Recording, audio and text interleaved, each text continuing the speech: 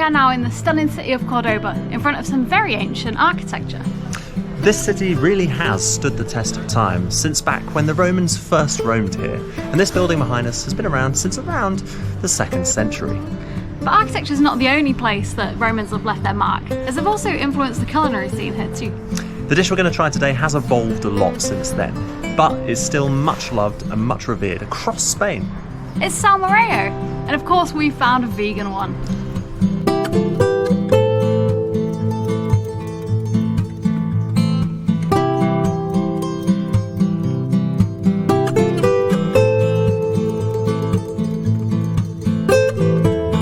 So here we are at Roman landmark number 2. This is a recently uncovered and reconstructed mausoleum dating back to Roman times. Anyway, let's get back to the food. Salmorejo is a cold soup with a unique twist of being thickened using stale bread. It's thought that the concept for this dish arrived here with the Romans, starting off with a bread, water, vinegar broth, and then developing to add tomatoes and other ingredients after the discovery of America. So I think it's becoming pretty clear to all of us now that the Romans have had a pretty hefty hand in the history of Cordoba.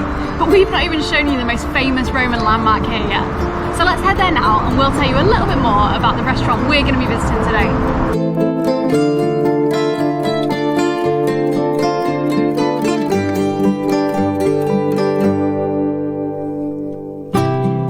So here we are at Cordoba's Roman Bridge, which was, of course, as you've probably guessed, built by the Romans. It was built in the 1st century and was for 2,000 years the only way to cross the river here.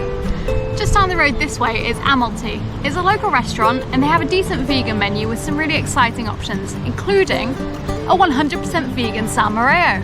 So yes, usually as a base, Salmorejo is made of tomatoes, garlic, bread and olive oil. So it sounds vegan, but it's often not. That's because they often top it with some shredded ham or some boiled eggs or both. So thank goodness for Amaltea. Let's get out of this hot, hot sun and get us some cold, cold vegan soup.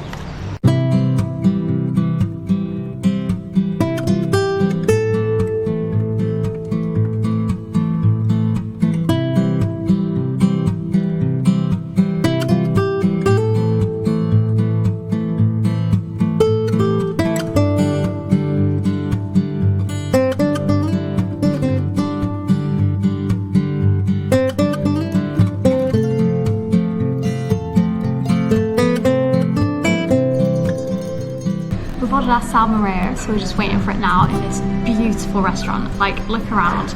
I love all the colours, it's stunning. I know I've said this before, but this is another way I would definitely paint my house like this. It's so pretty.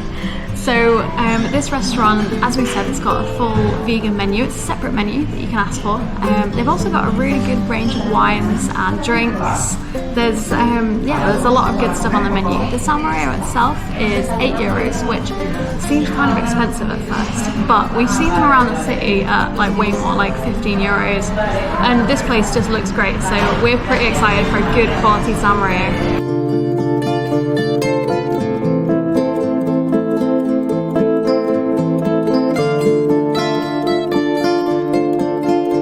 Salmorejo arrived. It looks really good. Come check this out.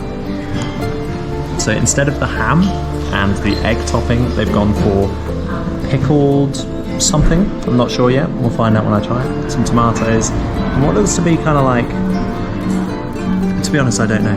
It's all a mystery, but it seems very exciting anyway. So I'm going to give this a try.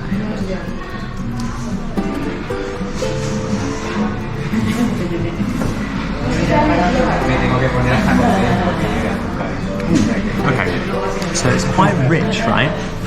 Thickened with the bread, it has almost a bready taste, but it's still tomato, it's still garlicky, it's still tasty. It just tastes really good.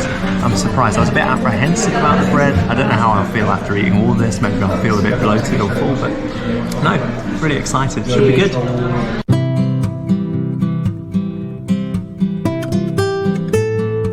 Okay guys, it's time to eat. Cheers!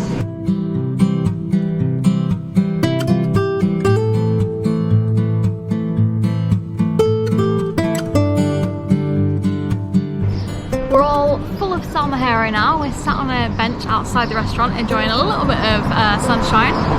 So I saw Mike try it first and I was really curious straight away. Then when I tried it, I was really impressed by the flavours. It tastes really good, but still, I didn't know what those vegetables were on top. So I set myself a mission and I asked the waitress and we found out. She translated for us. All those garnishes on top, there was obviously the tomatoes. Well, yeah, I knew that one. Yeah, we know those ones, don't worry. We do know tomatoes.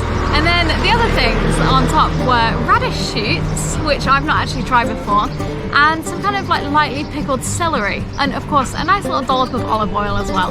Yeah, so just to jump on that, I think it was quite nice. Again, I've not tried those things, but initial reaction was, you know, it's been a hot day, you know, we've been quite sweaty, we've been trudging about looking at all these Roman ruins. It was really nice and refreshing to have that cold, almost temperature in the mouth, and it kind of just cools you down. But I think once you get halfway, the bread hits you a bit for the first time, and then it continues to hit you as you go through to the end. It's probably the heaviest soup I've ever eaten. I'm not sure when we get home I'll be putting breadcrumbs in all my soups, but no, I do think it was a really nice experience. I did enjoy it. I'm not sure how people eat it as a starter. Maybe if your main is going to be a salad, but yeah, I think it was enough for me as a standalone on its own. Yeah. Tell me that now. I'll tell you that now. In 2 hours, I'll be wanting a massive meal, I bet. But yeah. Yeah, I agree. I really like the flavours. It was refreshing, but also somehow kind of comforting from the flavours in it. Really, really tasty, but by the end, yeah, I was getting really full. And it's sad because they've got this really beautiful menu full of amazing looking things. Oh my goodness. The things that were coming out onto other people's tables, the smell, the presentation, they looked so good. And I really, really fancied their vegetable lasagna, but I just did not have room for it. There was just no way it was going in. Well, that just leaves me to say, well, thanks for joining us again, guys. We're having lots of fun and living the best life here in Spain at the moment, so we've got a few more videos to come. If you don't already, like and subscribe, and check us out on Instagram. We're also on there. We don't usually plug that. You can see some of our photos of our foodie travels. So in the meantime, eat your greens.